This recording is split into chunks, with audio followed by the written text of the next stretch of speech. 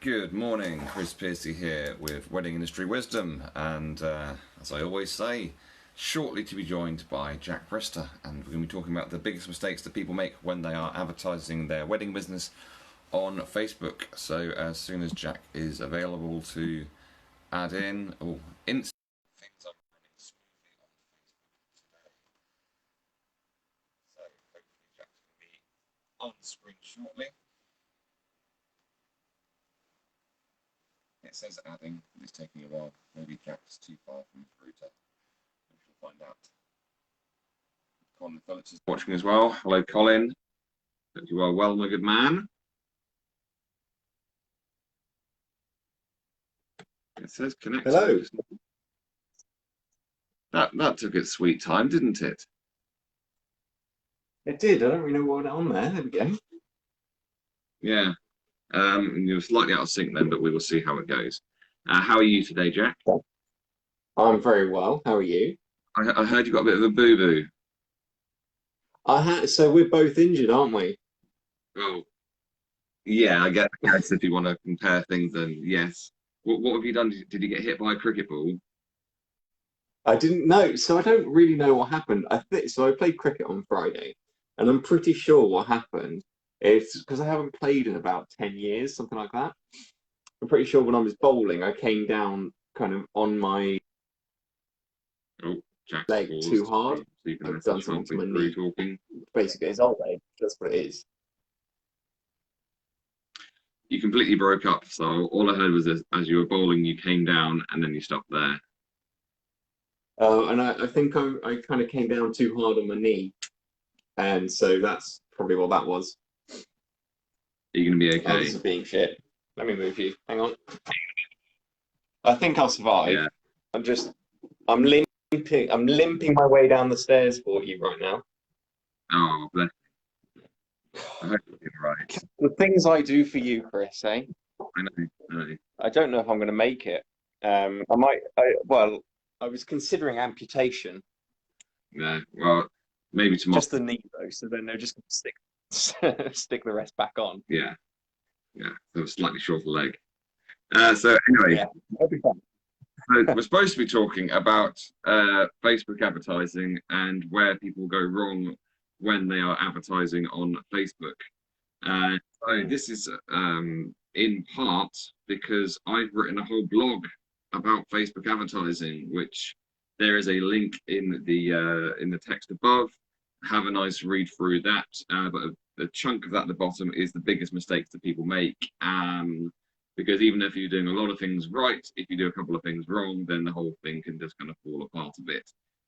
So there's not an exhaustive list in there, but I just wanted to kind of, I know how frustrating it can be because I've been there when your advertising just isn't working, and you think, what am I doing wrong? Shall I go through my list and you can ask any questions that you think people might want to ask? If you're watching live, then please do ask away anything that might come along. So number one on my list is that your website sucks. I'm not talking about you specifically, Jack, by the way,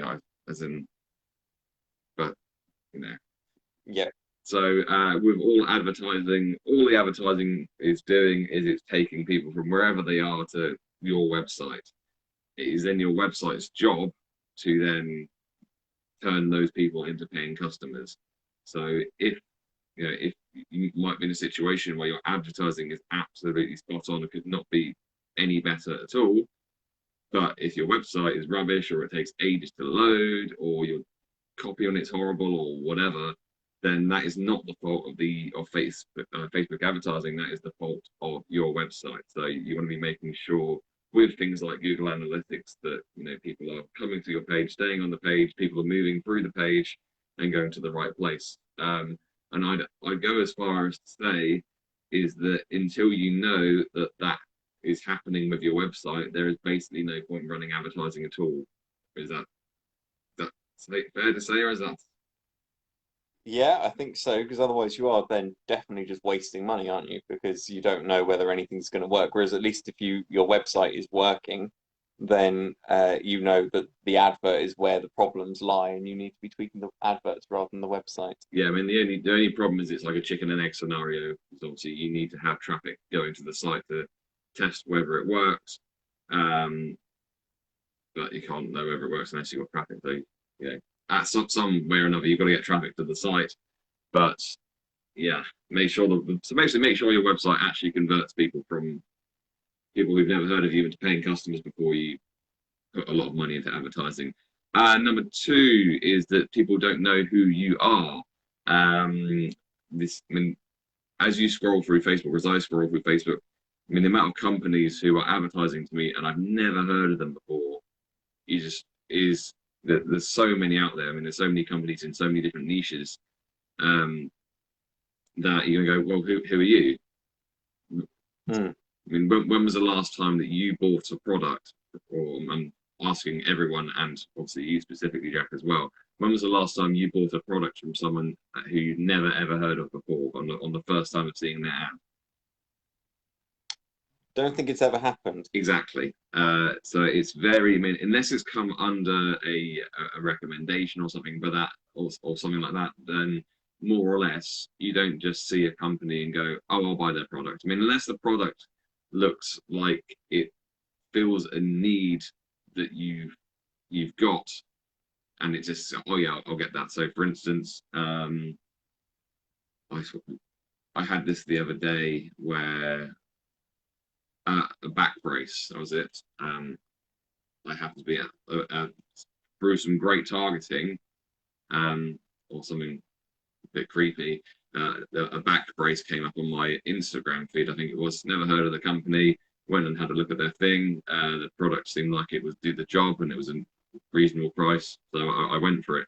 But the difference between something like that, because that was less than 20 quid, the difference between that and a wedding service is hundreds of pounds, typically, sometimes thousands of pounds. So, I mean, I would be surprised if anyone has ever bought a product that's hundreds or thousands of pounds upon their first interaction with that. With that, Yeah. And I think even through recommendation, technically, I would argue, even through recommendation, you're not buying on the first time. You're buying on you if you were to get a recommendation and then you go onto their website, I would argue that going onto their website is a second interaction with them because the first interaction is when you get recommended to buy them in the first place. And then you go and buy the product is the second interaction with them. So that would be what I'd say is that you very rarely buy on the first time. I would say I don't think I can think of a single thing I've ever bought having never heard of people before. yeah, I think that's absolutely fair to say. The next thing on my list is that the image or video that people are using is not compelling people to stop in their tracks. You've got to think that most of Facebook usage is on mobile. So what is going on if someone is doing this on their phone? Because people will just scroll through Facebook bored because that's what society does nowadays. So if your image doesn't stand out, if it isn't interesting, if it's not different, you know, or whatever, then it is not going to stop people in their tracks, and that's what it has to do because you've arguably got 2 seconds to to stop someone in their tracks. So you have to have something which is going to grab their attention, but it can't just grab their attention. It has also got to be relevant as well.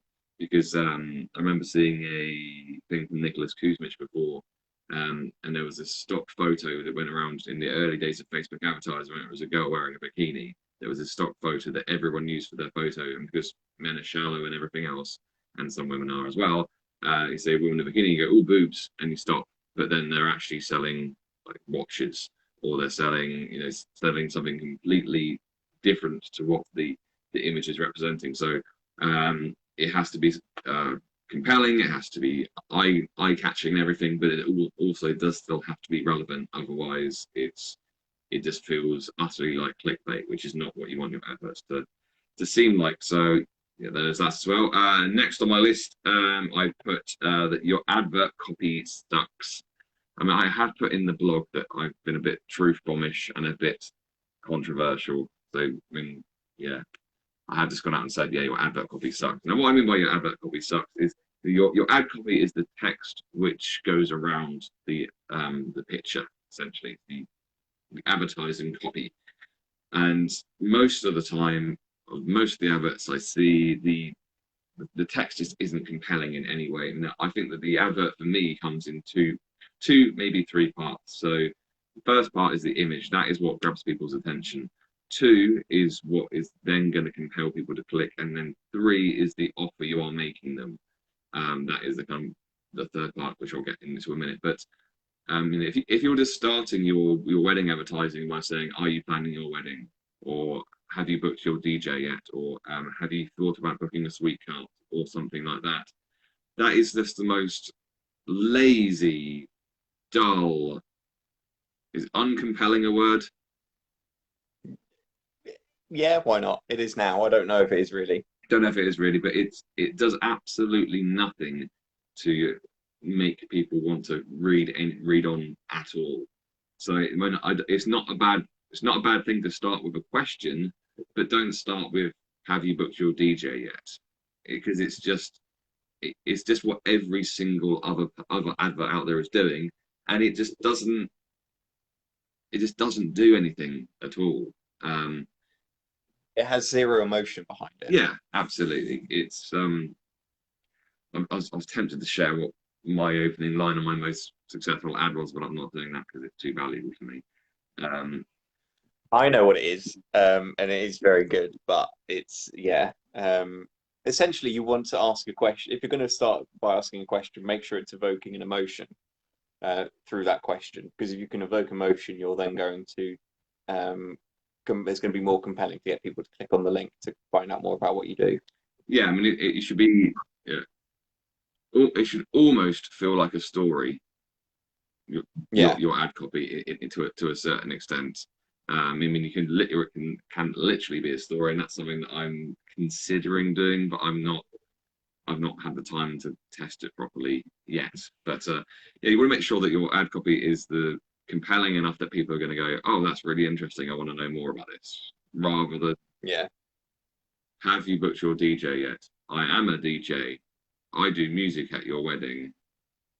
It means as much as that seems like satire, it is not too far from the truth of some of the adverts that I have seen. And there will be some people that click on that just be like, "Yeah, yeah, I want a DJ," or click. But as we speak about in our course, there are certain um, in the branding and marketing section of that, there are certain people who are going to be jumping all over that because they can see that's going to be a cheap product they can just buy, and there'll be certain people who are just completely put off by that because it's of basically little or no interest in whatsoever because they can just tell it's not going to be a good service.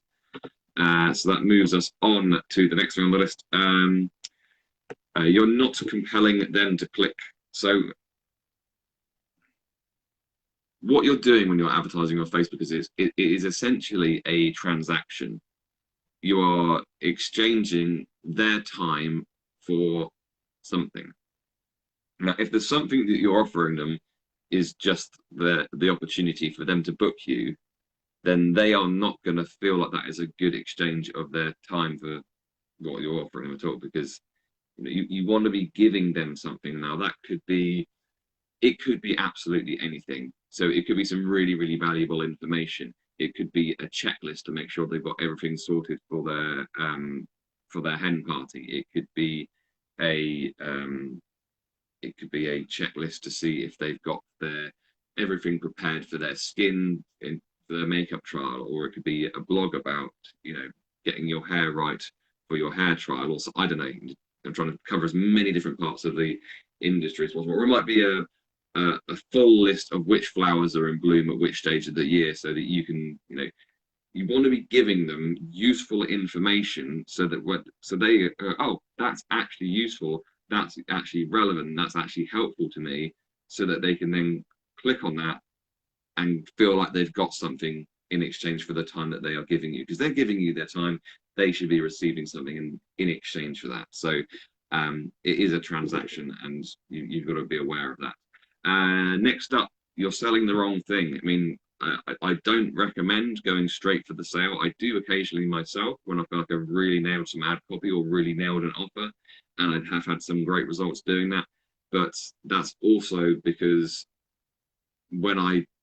because of the area that I cover, I have become known.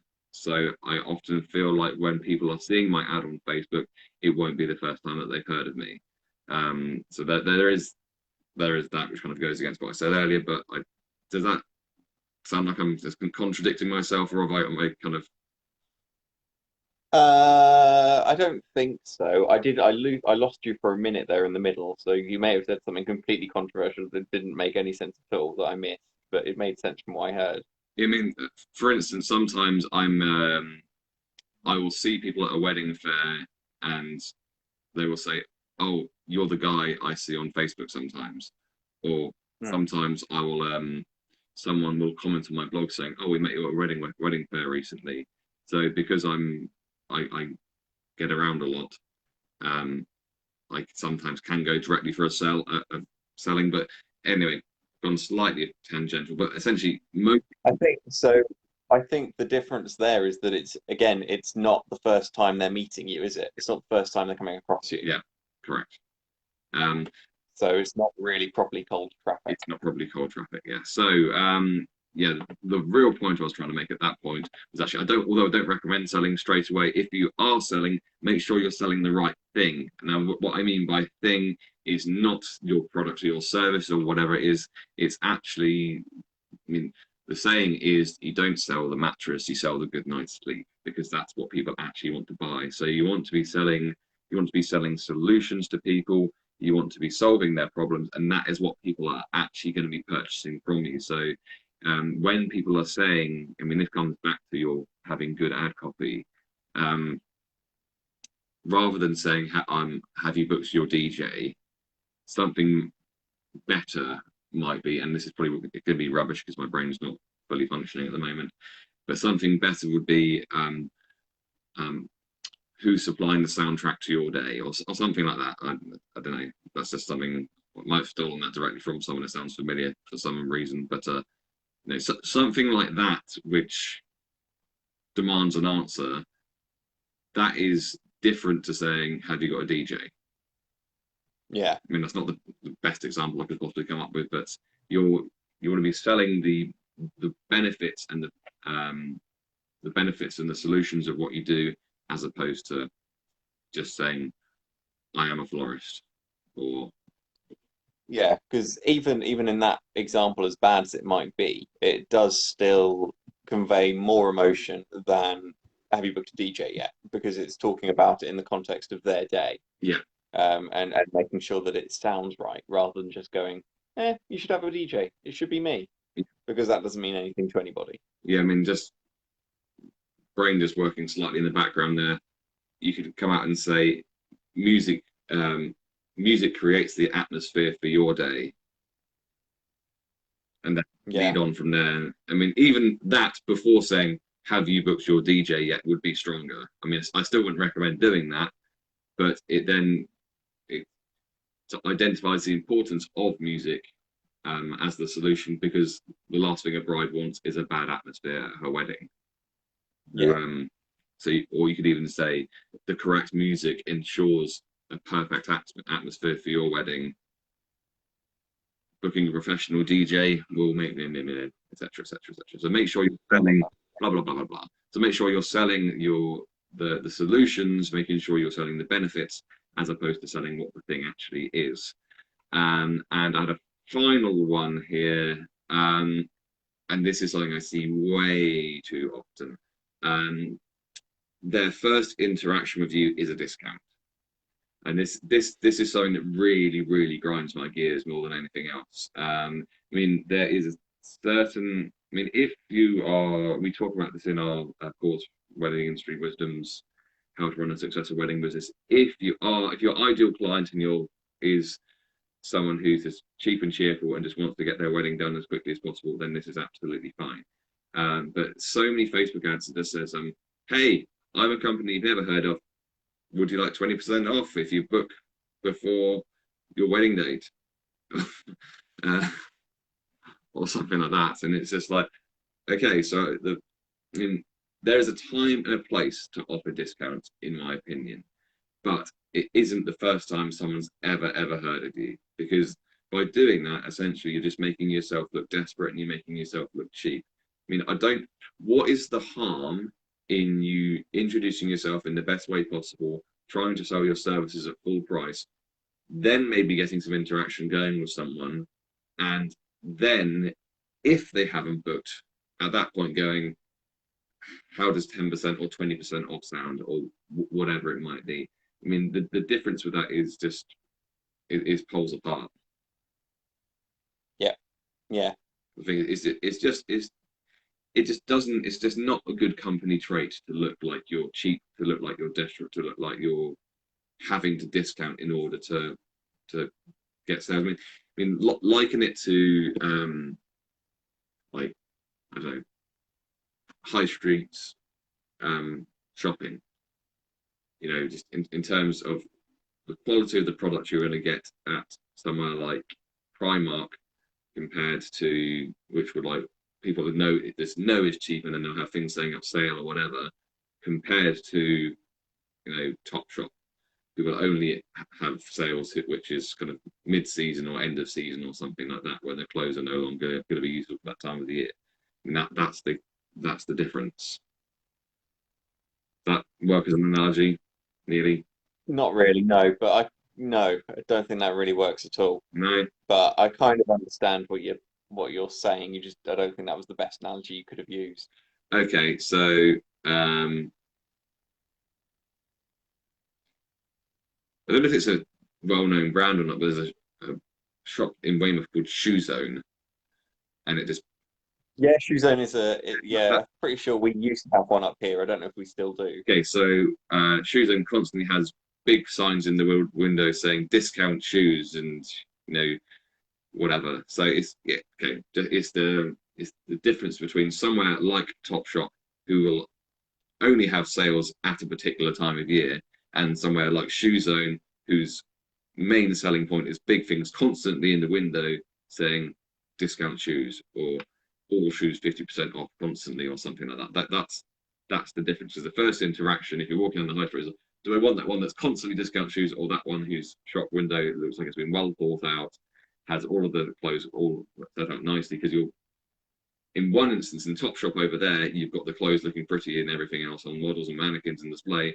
And the other place, you've got the price or the discount being the kind of the main drawing point of the front of that shop. Does that now make more sense as an analogy? Yeah, that kind of so you've got to decide as a business which one you want to be on the first interaction, whether you want to be the well-presented one or you want to be the one offering the discount. Yeah. Because both business models do work. Yeah. Obviously, because they work in real life. They work in other businesses and in other sectors. You just have to decide which one you want to be, whether you want to be the quality one or you want to be the one who's going out cheap and cheerful. And both are fine. Yeah. You just have to decide which one you are. And that's something we talk about a lot in the course that we run, how to run a successful wedding business. Yeah. Is how to make sure you know which one you're targeting and then how to really nail down and make sure you get those people bang on. So you can go either way, really. Yeah.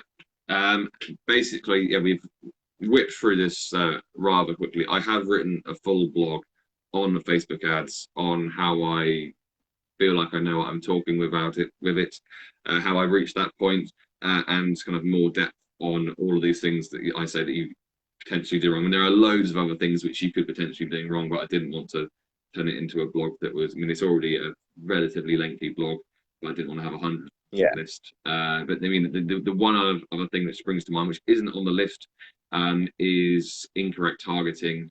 You know, if you've got to be trying to sell the right thing to the right people. If you're trying to sell, wedding dresses to men, not that you would. Now, it would not surprise me if a wedding dress company has put an advert on Facebook before where they haven't bothered to round it down to just women. That's that is something entirely possible that's gone wrong, but I've not put that in the list. Targeting is another potential thing, but every single thing that you could possibly do wrong couldn't possibly be covered, but everything you can do right is covered within my course, Wedding Industry Facebook Advertising. There is a link to buying that course within the link in the blog. So if you go to the blog, have a read through, and you will learn some stuff from that. I absolutely guarantee you'll learn some stuff from that. And at the end of that, if you think, you know what, £97 is a good amount of money to spend on a course which is going to teach me an exact strategy on how to advertise my wedding business on Facebook, then it's a sound investment and go ahead with it. Or you can, And sorry, carry on. what is the exciting thing about the £97? That is the brand new price. The course for the last year has been priced at £149.95. Now, Jack has basically twisted my arm because when I first released this course, one of the first people who bought it told me I should be selling it for 500 quid. And I was like, oh, I put it on for 150. Damn. But I was like, well, I know 150 is still a good amount of money, so it's absolutely fine. But because myself and Jack are going to be putting an awful lot of new units and modules and courses out, we basically reached a position when we had two decisions to make. One decision would be two choices to make. One decision with two choices. Either we could make all future units around the £150 mark, which would make them more expensive than most people were probably happy to pay, or, as Jack convinced me to, I'm delighted about it, of course. I could reduce the price of the of my course, Wedding Industry Facebook Advertising, down to £97 because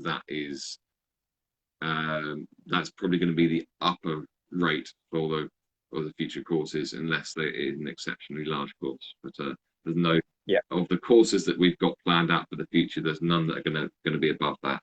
So yeah, basically you've got over £50 off just for the fact that it's got to fit in with our pricing. And that's the sort of thing that you have to do within business sometimes. So yeah, that's available on the website, which is looking awesome. And the blog's a good read, I think. It is a good read. I read it before we came live, so yeah, it's good. Can recommend. Check it out. It's on the link above. And then if you do like it and you want to learn more about Facebook advertising, then purchase Chris's course, Wedding Industry Facebook Advertising. Yeah, and whilst you're there, you might as well sign up for our free course on how to run a successful wedding business.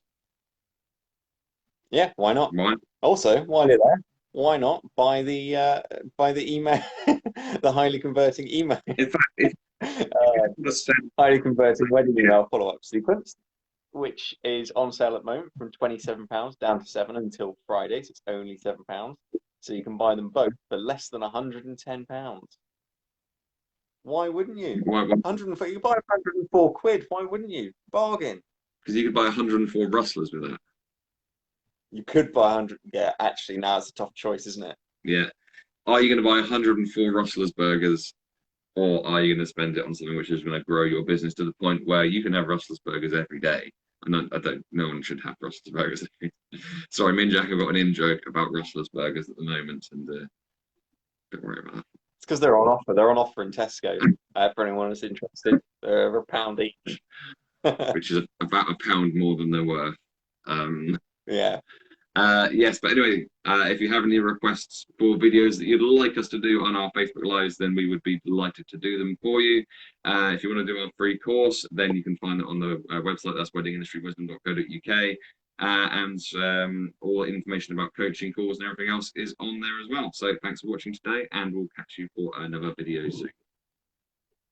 Thank you. Bye. Bye-bye.